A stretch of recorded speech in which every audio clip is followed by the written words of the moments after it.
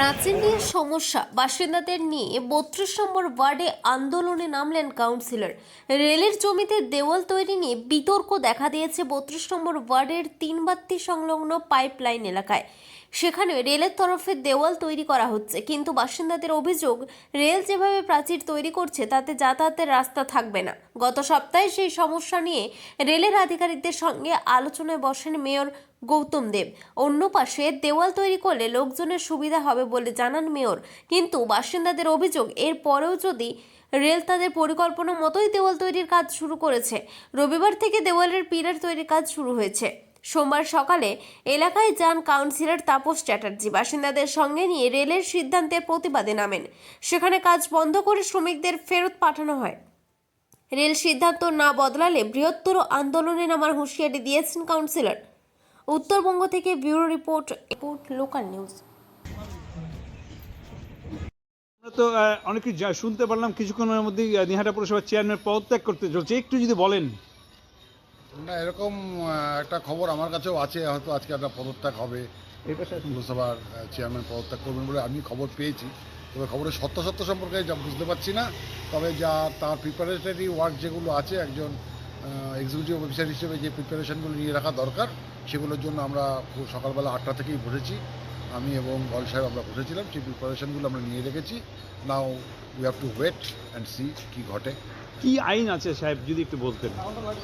আইন আছে, ভ্যাকেন্সি চেয়ারম্যানের তৈরি হতে পারে একটা বোর্ড থাকাকালীন দুভাবে। একভাবে হচ্ছে চেয়ারম্যান যদি মারা যান, বেঁচে না থাকেন, তাহলে একটা ভ্যাকেন্সি। আরেকটা ভ্যাকেন্সি হতে পারে যদি চেয়ারম্যান আর থাকতে না চান বা তাকে কেউ সরিয়ে দিতে চায়, অর্থাৎ বাকি বোর্ড মেম্বার তাকে সরিয়ে দিতে চাইছে। এক্ষেত্রে আমার মনে হচ্ছে যে যদি এখানে কোনো ভ্যাকেন্সি হয়, সেটা হচ্ছে চেয়ারম্যান থাকতে চাইবেন না বা রেজিগনেশন দেবেন, এরকম কিছু হলেও হতে পারে। এরপরে কি জানতে চাইছেন যে এরপরে কি প্রসিডিওর আছে? এমনি আইনে যে প্রসিডিওর রয়েছে, মানে সেকশন 18 এবং রুল 6 যা বলা রয়েছে আমাদের, তাতে রয়েছে যে একটা রেজিগনেশন তুমি দেবেন বোর্ডের কাছে, যে বোর্ড অফ কাউন্সিলর, সেখানে রেজিগনেশনটা দিতে হয়। দিলে পরে বোর্ড অফ কাউন্সিলর তার মিটিংয়ে সেই রেজিগনেশনটা নিয়ে আলোচনা করবে, এটা অ্যাকসেপ্ট করা হবে কি হবে না। সেখানে সেই মিটিংয়ে যে চেয়ারপারসন থাকবেন, চেয়ারম্যান নিজে যদি থাকতে না চান তাহলে ভাইস চেয়ারম্যান, ভাইস চেয়ারম্যান যদি অ্যাভেলেবেল না থাকেন তাহলে 3 জন কাউন্সিলরও সেটা চালিয়ে নিয়ে যেতে পারেন সেই মিটিংটা। অয়েল ইন্ডিয়ার সাথে করেছে এবং রেল কর্তৃপক্ষ তারা কথা দিয়ে গেছে যে তারা এই সীমানা প্রাচীরটা ওই পার্টটায় দেবে। এই পার্টটা একটা রোড আছে, এটা কিন্তু শুধু যে আমাদের যারা পাবলিক আছে, সিভিলিয়ান আছে, তাদের অসুবিধা না, রেলেরও কিন্তু অসুবিধা হয়। কেন, রেল আমাদের কর্পোরেশনের জলটাই ইউজ করে রেল কোয়ার্টারে। আপনাদের এখানে কোয়ার্টারে অনেকে লোক আছে, সবাইকে বলো আপনারা কী জল খান, বলে আমাদের যা রেল কোয়ার্টারে জল আসে সেটা খাওয়ার উপযোগী না, তো আমরা কর্পোরেশনের জলটাই খাই। ওরা কিন্তু জলটাও আমাদের এখান থেকে নেয়, কিন্তু ওরা এই প্রাচীরটা দিয়ে বন্ধ করে দিচ্ছে।